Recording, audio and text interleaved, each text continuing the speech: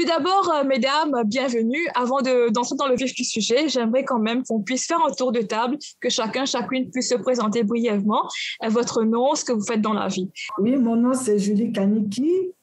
Je suis préposée aux soins qui travaille au centre d'accueil héritage depuis 3 ans et je travaille principalement dans le service de jour. Mais je fais aussi les services de soutien à domicile. Alors, bonjour, je m'appelle Mia et je suis préposée aux soins, donc au centre d'accueil héritage, et je travaille dans les soins à domicile. Donc, moi, c'est Sébastien Laperrière, je travaille pour le Collège Lesté Toronto. Je suis agent de liaison communautaire. Donc, mon travail, en fait, c'est de travailler, de collaborer avec différents partenariats, différents organismes pour faire connaître les programmes, pour aider les gens qui sont en questionnement sur leur retour de carrière, sur leur choix de carrière, en fait, à prendre une décision éclairée en fonction de ce qui est offert chez nous. D'accord, c'est excellent. Donc, merci. Je pense que les introductions, les présentations ayant été faites, maintenant, je peux me faire le grand plaisir de demander à nos deux préposés de nous expliquer vraiment en quoi consiste ce métier. J'aimerais peut-être m'adresser dans un premier temps à vous, Julie. Ok, merci beaucoup pour la question, Zaira. Ce métier, ce que consiste ce métier, c'est vraiment très important. C'est une profession très importante.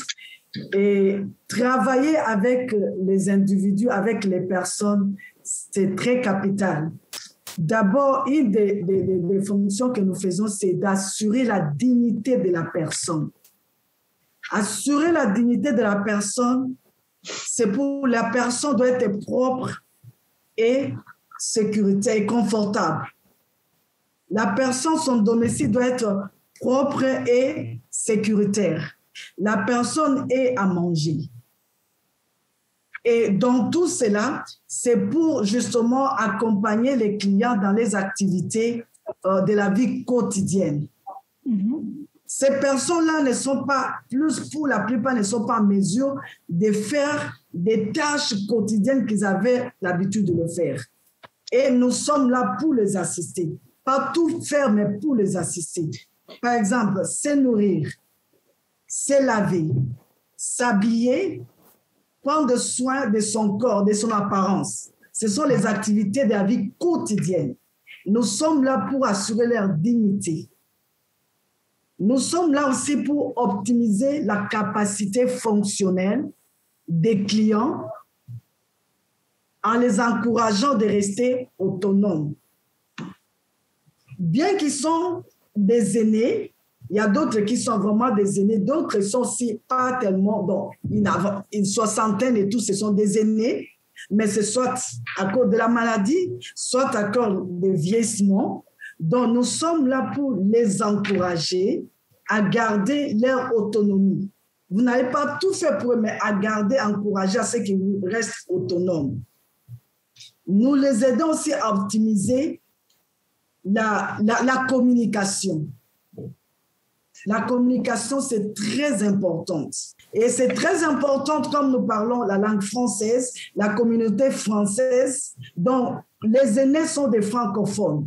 Alors, quand vous connaissez la langue, la communication sera facile, ils seront confortables de communiquer avec les personnes qui parlent leur langue. Maintenant, toujours dans le comment encourager, optimiser la capacité fonctionnelle. Ce sont des gens qui ont travaillé peut-être, ils ont étudié, donc il faut encourager les interventions sur base de la mobilité. La mobilité est limitée. Donc, il faut encourager la mobilité, une humeur positive et les activités instrumentales de la vie quotidienne. Je donne un exemple. Des courses. Faire des courses. Je donne un exemple. Pour la gestion des médicaments ou la prise des médicaments. Pour faire le ménage et l'entretien de base de la maison. Nous sommes là pour les assister. Pas tout faire, mais les assister. Donc, c'est très important de travailler avec ces gens-là. Ce sont des gens qui sont habitués à travailler, à faire leurs tâches quotidiennes et même de la vie instrumentale. Prendre par exemple les transports publics. les accompagner peut-être dans les rendez-vous. C'est très capital, la profession des préposés. Et en fin de compte, quand vous travaillez avec eux, vous dites merci, ça fait du bien. C'est gratifiant comme travail. C'est gratifiant. Il n'est pas un enfant, c'est un adulte. Vous ne faites pas tout pour lui, mais vous les encouragez, vous participez. Et toujours dans le cadre comme des activités instrumentales de la vie quotidienne, il y a la lessive. Vous faites la lessive pour les clients, mais ensemble, vous pouvez plier les habits. Aide-moi à plier les habits. Ou soit c'est elle ou lui qui va trier les habits blancs et les habits de couleur. Donc, vous l'encouragez à participer. Donc, vous travaillez presque comme une équipe, on dirait. Comme une petite équipe. Vous travaillez comme une équipe, voilà. Ouais, vous ne faites pas tout pour lui ou pour elle.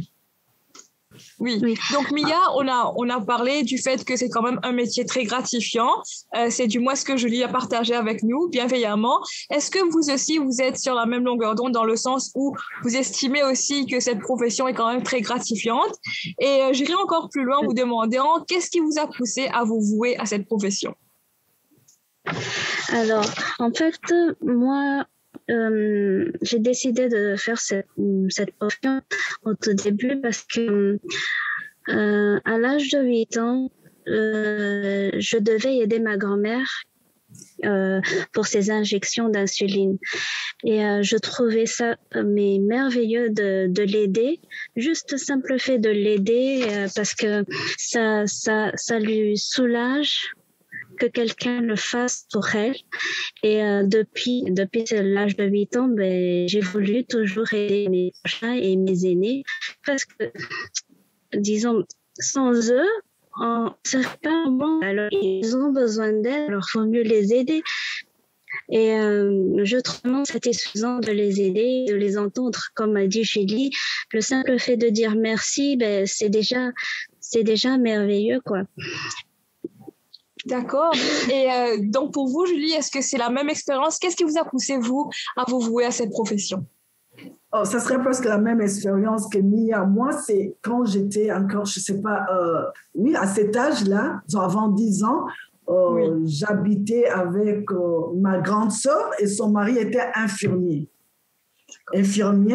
Et jusqu'à même à l'âge de 12 ans, j'étais toujours avec elle. Son mari était infirmier, comment il faisait accoucher même les enfants, il aidait les enfants, les gens malades venaient chez lui parce qu'il avait un cabinet privé. Alors, quelqu'un qui sort, qui entre malade, tu vois quelqu'un pleurer ou tout, et puis il sort, il est vraiment en bon état et tout. Donc, c'était vraiment encourageant pour moi. Donc, je l'ai fait aussi au pays parce que je suis migrante avant d'arriver ici. Donc, quand je suis arrivée ici, je ne voulais pas changer la carrière d'emblée. Alors, je me suis dit, je vais aller dans la même carrière dans la santé. Mais ce qui était plus facile pour moi, c'est de commencer avec les préposés, mais évidemment, j'ai des ambitions pour continuer plus loin. Mais vraiment, c'est toujours rester à côté des personnes, des clients, de malades, et pour apporter l'aide. Ça me fait du bien. Et du coup, quel type de compétences, selon vous, ou quel type de profil serait en adéquation avec ce que demande ce poste? Je m'adresse cette fois-ci à Mia. Alors, moi, je pense qu'il faut être respectueux évidemment, être vraiment à l'écoute de la personne, être empathique et discrète. Parce qu'en fait, il faut tenir compte des besoins de la personne. C'est pour ça qu'il faut bien écouter. Il faut tenir compte de leurs besoins, de leurs histoires de vie, de leurs sentiments, leur culture, la religion. Il faut tenir compte de tout ça, en fait, pour pouvoir aider la personne. Et donc, ça demande quand même, j'imagine, tout un apprentissage. Il faut quand même bien connaître la personne, bien connaître un peu sa culture. Donc, comment est-ce qu'on peut se préparer, au fait, pour ce poste en tenant compte du fait que ça demande quand même ce type de connaissances? Merci beaucoup pour la question. Évidemment, ce n'est pas facile pour premier contact de connaître la personne. Donc, c'est pourquoi il y a la formation. la formation des préposés, c'est très important. Nous acquérions ces capacités, ces habilités à partir de la formation. Moi, je dirais d'abord, vous devez avoir le diplôme des préposés aux soins d'un collège de l'Ontario ou un diplôme équivalent. Vous devez être en bonne condition physique. Vous devez être capable de travailler vous devez être capable de travailler dans un endroit ou dans un département où il y a la diversité des cultures. Vous devez avoir ça dans la tête. Et puis, vous devez être capable de travailler dans les différents quarts de travail. Vous devez travailler n'importe soit les jours, les soirs, la nuit ou même la semaine, la fin de la semaine. Donc, quand nous allons chez les clients, d'abord, vous ne connaissez pas les clients, les contacts, la présentation, c'est très important. Mia l'a dit, à partir déjà de votre faciès, de votre visage, même le client peut voir que non, vous êtes empathique, vous êtes là, vous êtes prête à l'aider. Donc, le jugement, vous devez rester professionnel. Et Mia l'a souligné, donc vous devez connaître bien qu'il y a le plan d'action, je vais en venir. Parce que quand nous y allons, nous n'allons pas faire tout de notre tête. C'est-à-dire qu'il y a un plan d'action établi déjà pour chaque individu. Ce n'est pas tout le monde a le même plan d'action. Et ces plans d'action-là, c'est recommandé, c'est exigé par le ministère de la Santé et des Soins de longue durée. L'évaluation des clients, de chaque client doit être faite afin d'identifier les besoins du client. C'est pourquoi nous devons tenir compte des besoins des clients et de leurs préférences. Ce n'est pas ce que nous voulons, mais c'est ce que les clients veulent. Donc, nous travaillons en équipe. Alors, quand vous faites ça, donc le professionnalisme, l'empathie et la présentation, tout, ça va créer un contact, un climat de confiance. Le client ne vous dira pas tout le premier jour. C'est le climat de confiance que toi, préposé, qui va créer dès ton premier jour, le premier contact avec les clients. Et du coup, justement, cette relation de confiance, elle s'installe progressivement, n'est-ce pas?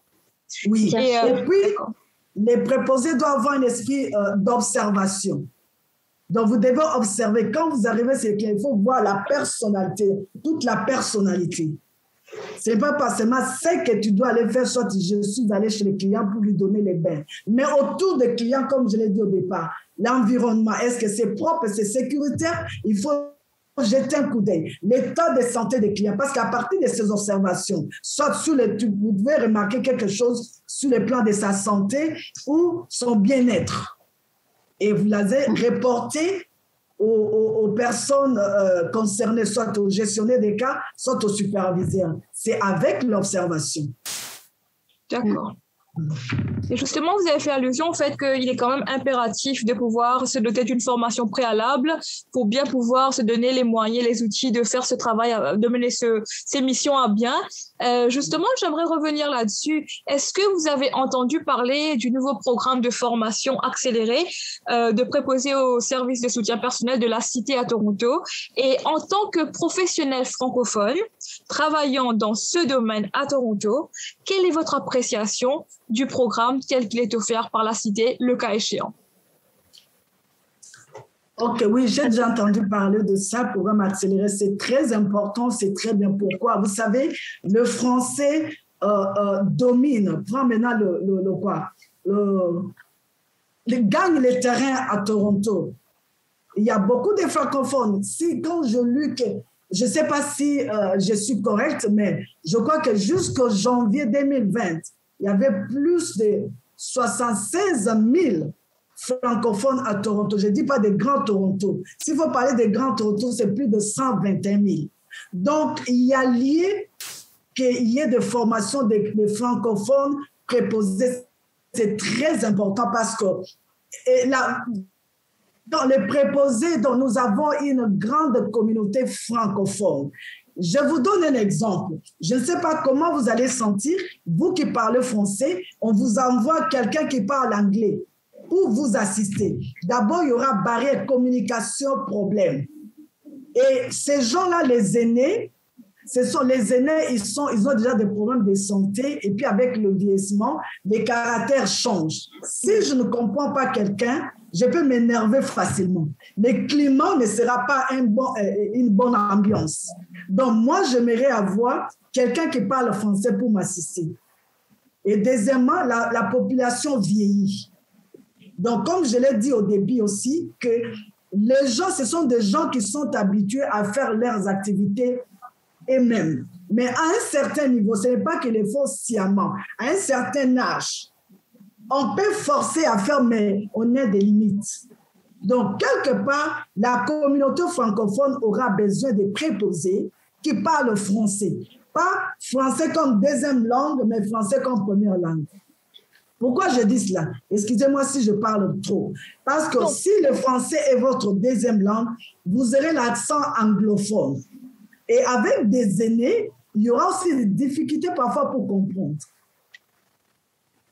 Donc, c'est pourquoi je dis que c'est très important de faire cette formation accélérée. C'est très important pour les préposés. Parce qu'on a besoin des préposés qui parlent français. D'accord. Donc, vous avez souligné l'importance justement d'avoir une formation linguistique. J'aimerais adresser la prochaine question à Mia, ou plutôt revenir sur la même question. Mia, selon votre expérience, pourquoi est-ce qu'il est particulièrement important que les résidents et les résidentes, et au-delà, les patients francophones, puissent bénéficier de l'accompagnement d'une préposée ou d'un préposé au service de soutien personnel dans la langue de son choix, c'est-à-dire le français? Ben, comme elle a dit, Julie, hein, le simple fait que quelqu'un parle la même langue que nous, en fait, ça entraîne, on satisfait mieux aux besoins de la personne parce qu'ils peuvent mieux s'exprimer et ne pas avoir cette barrière de langue. Et je trouve que c'est très bien d'avoir cette formation accélérée. Je crois qu'elle dure 24 semaines. Il est très bien d'avoir cette base pour avoir... pour simple fait de ne pas se blesser au travail, pour savoir comment aider la personne, juste avoir une base. Après l'expérience de travail, vous aurez en travaillant en fait. Et là, avec la pandémie, on a vraiment besoin d'aide pour nous aider à prendre soin des personnes. Il manque du personnel, alors on a vraiment besoin d'aide, de préposés. Et comme elle a dit aussi, Julie, les personnes, la population francophone augmente, donc on manque de personnel. On manque énormément de personnel. Est-ce que Julie aimerait réagir par rapport à ceci? Je vais ajouter à ce que Mia a dit. Voilà. Comme on l'a dit, donc les travaux, ça n'arrête pas seulement au niveau de nourrir, faire l'entretien de la maison ou quoi, les préposés aux soins. Donc les préposés doivent être capables de gérer même le médicament, d'aider la personne comment prendre le médicament, de respecter les consignes autour de la prise des médicaments.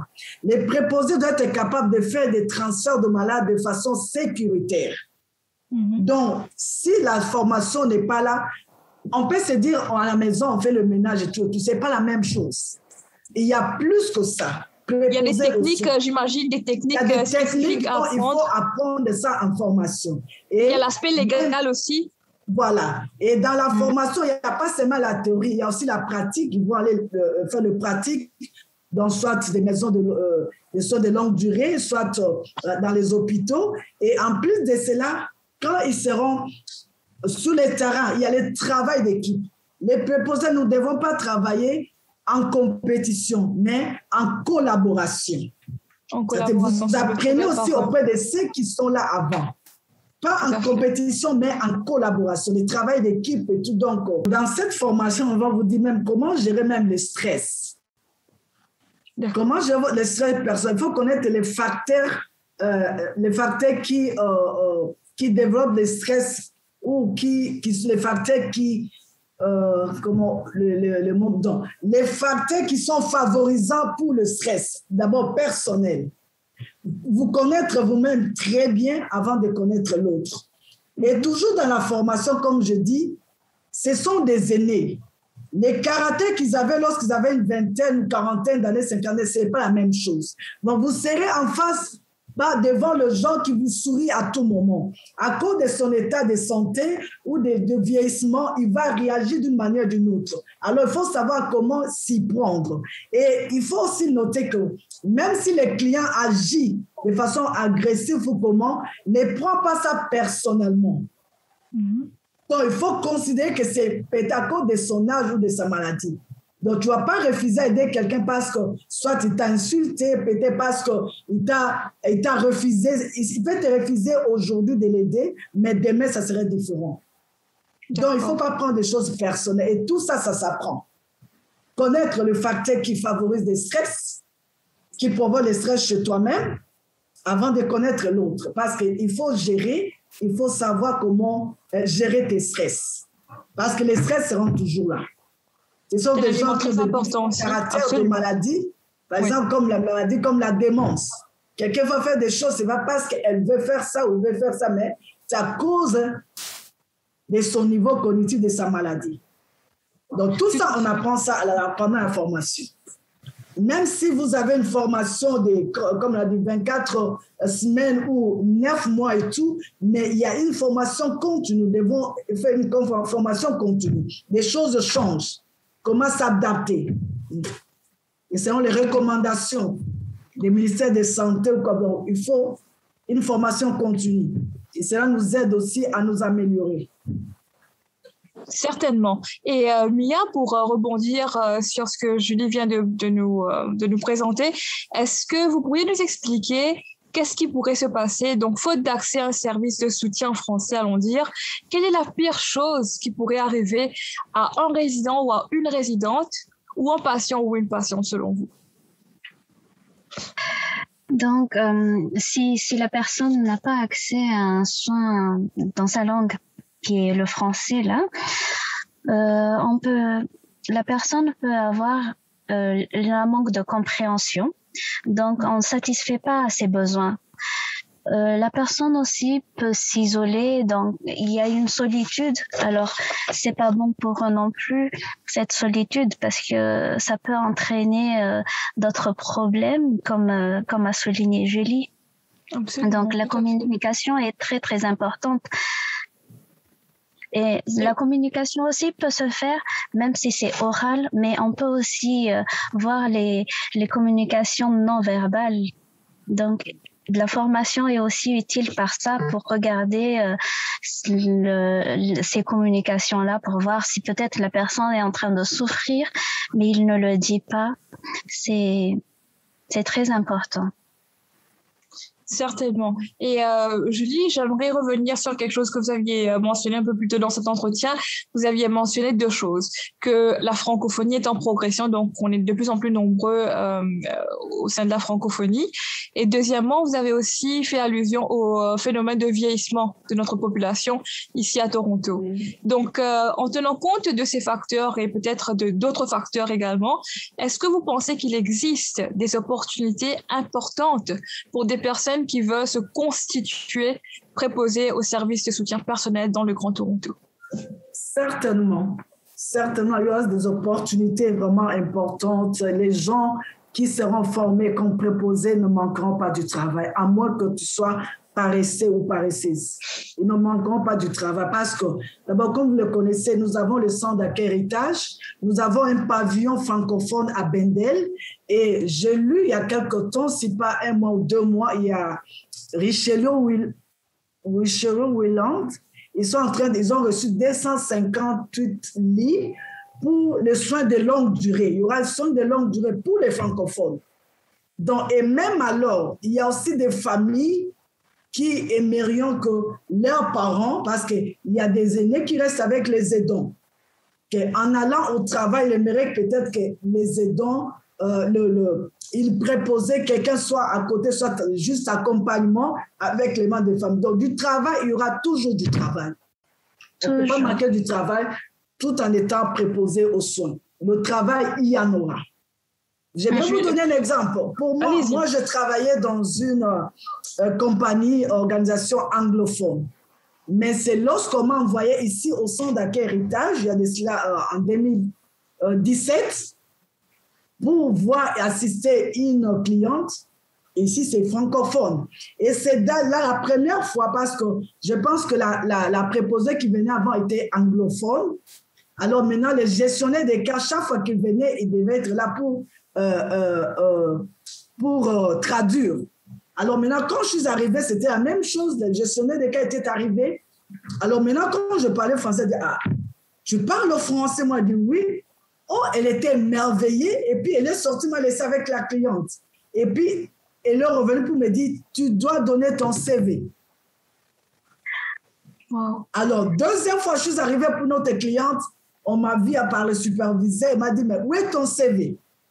Et c'est comme ça que j'ai trouvé du travail. Donc, je n'ai pas appliqué ici. C'est lorsque l'organisme anglophone qui m'a envoyé, parce que quand on demande l'emploi, on demande toujours quelle langue vous parlez. À part l'anglais, quelle est l'autre langue? Je mentionne le français. Donc, c'est avec quand ils avaient affaire aux clients qui parlent français, parce que c'était les CCA à l'époque, alors on m'a envoyé. Alors, on a dit que non, amène ton CV. Et c'est pourquoi j'ai apporté mon CV et j'ai été recrutée ici au centre d'accueil héritage. Je n'ai pas appliqué, c'est en me voyant parler la langue française. Ils étaient vraiment émerveillés. Comme toute bonne chose, notre entretien arrive pratiquement à sa fin. Mais quand même, j'aurais une autre question à vous soumettre avant le mot de la fin.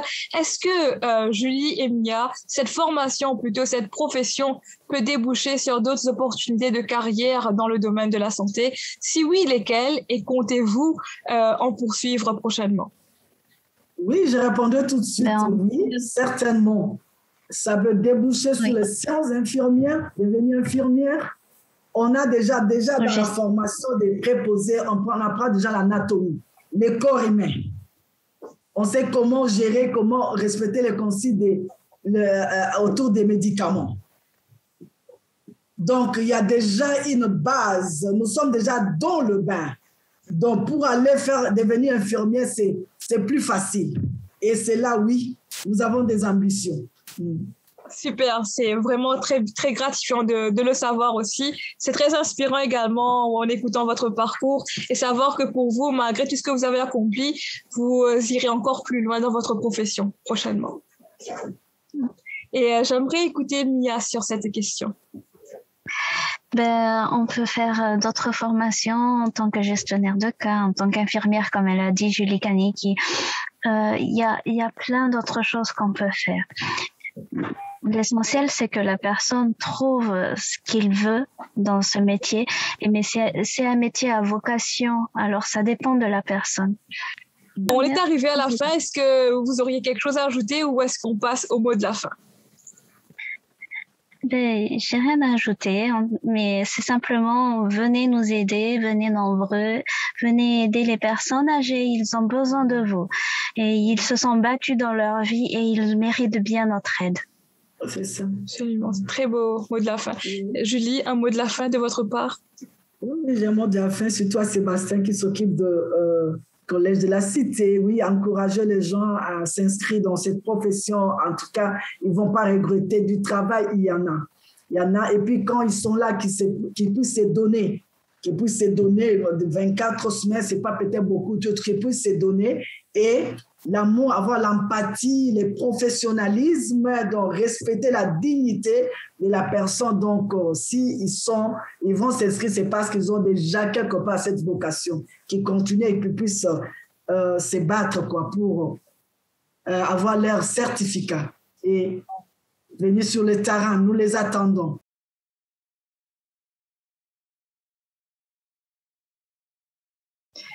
Alors, encore une fois, bienvenue Mireille.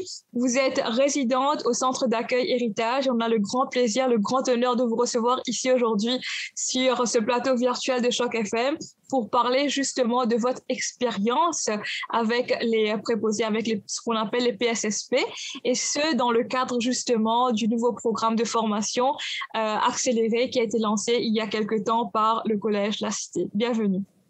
Merci, bienvenue à vous aussi. Encore une fois, avant de commencer, je sais qu'on a eu des présentations au début de notre rencontre. Est-ce que vous pourriez vous présenter de nouveau à nos auditeurs, s'il vous plaît? Oui, je m'appelle Mireille et Habiba, j'ai 2 noms, Mireille et légalement, et Habiba parce que les gens me connaissent, j'avais une compagnie qui s'appelait Habiba.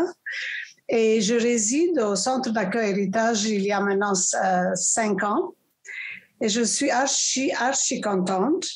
Et je le chante à tout le monde. Et il y a bien des bienfaits et c'est tout des positifs.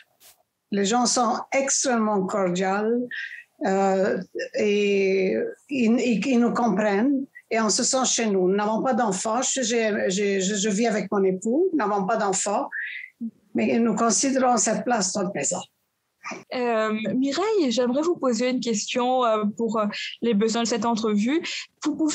Est-ce que vous pouvez nous expliquer comment est-ce qu'on peut vieillir en dignité en 2021 et aussi quels sont les besoins, les vrais besoins de nos seniors pour qu'ils puissent justement vieillir sainement dans le Grand Toronto?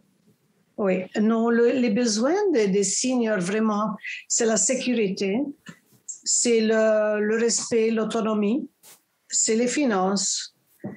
Et je trouve que moi, une fois au centre d'accueil, j'étais vraiment éblouie parce que c'est ça, on se sent en sécurité. S'il y a des problèmes de finances, on peut toujours discuter. Et tout le monde est là, de l'administration, tout le monde est là à nous accueillir, à nous faire sentir que nous sommes, c'est une famille. Et ça, c'est très important. D'accord. Ça, c'est très important. Et de là, pour nous, les préposés, nous ne savions pas beaucoup au sujet de préposés, au sujet d'aide. Nous savions qu'il y en avait, mais nous n'étions pas en mesure, on croyait que nous sommes, on est âgés, mais nous sommes jeunes et nous sommes actifs, mais voilà que tout d'un coup, mon époux et moi, en 1 an, nous avons les deux subi des grands problèmes. Et si nous n'étions pas ici au centre d'accueil héritage, je ne sais pas ce que nous aurions fait. Je crois que mon mari aurait été déjà au long terme. Je crois que moi, je ne sais pas ce que j'aurais fait. Parce que ça, c'était une année très catastrophique, mais ce sont les préposés qui nous ont aidés. J'ai des émotions, je m'excuse. Non. Mais on est contente quand même que vous ayez pu surmonter cela. Ça a quand même pris beaucoup de courage. Et c'est tout un parcours. Hein. Pour revenir à ce que vous disiez, à ce que vous partagiez avec nous justement, Mireille, quelles sont les inquiétudes majeures de nos seniors, de nos aînés sur le plan de la prise en charge de leurs besoins quotidiens, de façon générale? L'être humain s'imagine qu'il va rester toujours autonome, mais il y a un moment où ce n'est pas possible. Et c'est difficile pour la personne de l'accepter. Mais le fait que les préposés sont tellement capables et gentils d'aider la personne à accepter qu'on n'est pas autonome à 100%. Nous sommes là pour vous. Mais c'est fait tellement gentil, tellement bien que on l'accepte facilement. Mais parce que c'est pas, on a de la fierté et on s'imagine toujours qu'on n'a pas besoin d'aide physique. Mais ce n'est pas le cas. Et d'ailleurs, un peu plus tôt dans cet entretien, vous avez mentionné que c'est une famille pour vous, les centres d'accueil héritage, c'est pratiquement une famille pour vous. Est-ce que vous pourriez nous expliquer pourquoi vous y plaisez tant? Vous vous y plaisez tant? Je sais que vous avez donné quand même quelques éléments d'information, mais pourriez-vous nous expliquer vraiment quelle est la particularité de l'expérience les centres d'accueil héritage? Alors, tout est bien organisé. Disons, pendant la pandémie, nous ne nous sommes pas sentis seuls. Tout le monde, quoique virtuellement, nous ne voyons pas l'administration ou bien le personnel, mais le personnel était tout le temps avec nous. Alors, nous sentions que nous n'étions pas seuls, surtout si c'est un couple comme nous qui n'ont pas de famille. Alors, ça, c'est dur, mais savoir qu'ils sont là, les préposés taper à la porte pour savoir si si on avait besoin de quelque chose, est-ce que vous êtes bien, il y a quelque chose.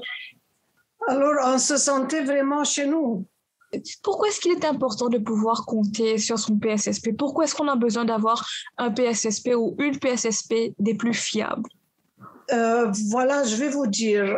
Premièrement, mon époux était très actif et tout d'un coup, il a eu des problèmes d'hospitalisation, de je ne sais quoi. Et à ce moment-là, j'ai réalisé que je n'arrivais pas toute seule à aider.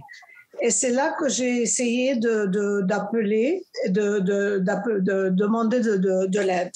Et j'étais ébahie parce que j'ai eu vraiment de l'aide incroyablement de tout point de vue, physique, moral, il y avait toujours un sourire. Et puis, malheureusement, ce qui est arrivé, c'est que j'ai en même temps, ça c'est une coïncidence, mais en même temps, j'ai été diagnostiquée de cancer haut risque et mon mari en même temps avait besoin de soins extensifs. Ce qui fait que le personnel, les préposés m'ont dit, allez faire la chirurgie, nous on s'occupe de votre mari, vous occupez-vous de votre chirurgie. Qui fait ça? Dans quel endroit? Je m'excuse. Non, pas du tout. Ne vous excusez vraiment pas. Ça a été une année. On est content que vous ayez quand même eu une belle expérience jusqu'à présent au centre d'accueil Héritage. Alors moi, j'ai été faire même chirurgie et les préposés ont fait attention à mon mari. Alors, qu'est-ce que vous voulez? Absolument. Je comprends, c'est très clair, oui. Mais d'ailleurs, concrètement, de façon générale, quelles sont les qualités que vous recherchez en particulier chez votre PSSP?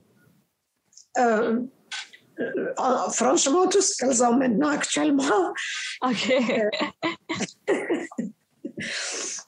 C'est la compréhension.